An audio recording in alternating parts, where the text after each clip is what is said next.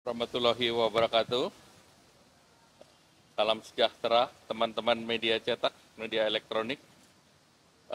Pada pagi hari ini, rapat internal terkait dengan masuknya Indonesia menjadi negara yang aksesi OECD. Jadi negara aksesi itu negara yang dalam proses menjadi anggota. Nah, Indonesia sejak 2007 itu menjadi mitra OECD bersama Brasil, India, Cina, dan Afrika Selatan. Dan di Asia Tenggara, OECD meluncurkan yang namanya Southeast Asia Regional Program di tahun 2014. Jadi kemarin tadi saya laporkan Bapak Presiden pertemuan di Perancis 2 minggu yang lalu di Paris, itu dalam rangka 10 tahun Southeast Asia Regional Program yang dipimpin oleh Perdana Menteri Kishida, itu sekaligus Perdana Menteri Kishida atau Jepang menjadi memegang keketuaan OECD.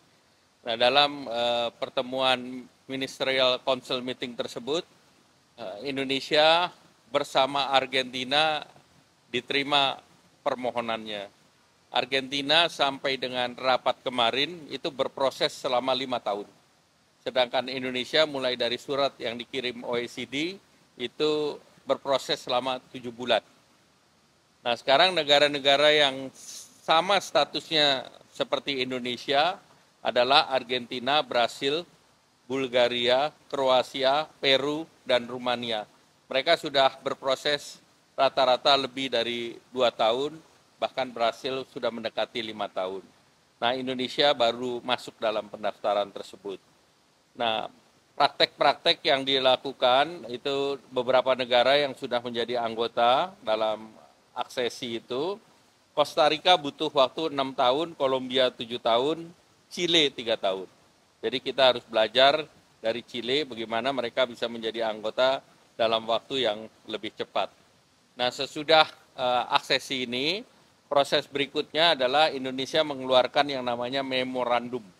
Jadi memorandum itu akan terdiri dari dokumen yang mencakup seluruh steering committee yang ada di OECD. Itu ada 26, itu mulai dari keuangan, ekonomi, anti korupsi, persaingan sehat, sampai dengan yang detail consumer policy, digital economy, teknologi policy, Steel Committee, kemudian termasuk shipbuilding. Nah, untuk itu tadi arahan Pak Presiden kita akan membentuk PMO di bawah kantor Kemenko, di mana itu akan mencakup seluruh kementerian dan itu untuk mengawal proses transformasi menuju negara yang menjadi bagian dari OECD. Dan Sekretaris Jenderal Korman akan segera ke Indonesia tanggal akhir bulan ini dan tentunya akan mengadakan pertemuan dengan Bapak Presiden dan Sekretaris Korman direncanakan datang 28 sampai dengan 29. Nah, selanjutnya saya laporkan terkait dengan Indo-Pacific Economic Framework yang terdiri dari 4 pilar. Nah, Indonesia sudah menyelesaikan pilar 2, supply chain, dan tadi Bapak Presiden sudah memberi arahan bahwa ratifikasi terhadap supply chain segera dilakukan melalui Perpres. Dan pilar pertama mengenai perdagangan sudah selesai 5 dari 11 klaster dan direncanakan diselesaikan akhir tahun ini, Desember 2024. Dan ini yang belum selesai adalah terkait dengan labor, environment, digital economy, dan juga trade facilitation dan competition policy. Itu yang belum selesai seluruh negara, bukan hanya Indonesia. Kemudian pilar yang akan segera selesai tanggal 6 Juni nanti, akan ada penandatanganan pilar 3 mengenai clean economy. Ini clean economy legal review selesai dan akan ditandatangan tanggal 6 Juni. Kemudian pilar 4 mengenai fair economy juga akan ditandatangani tanggal 6.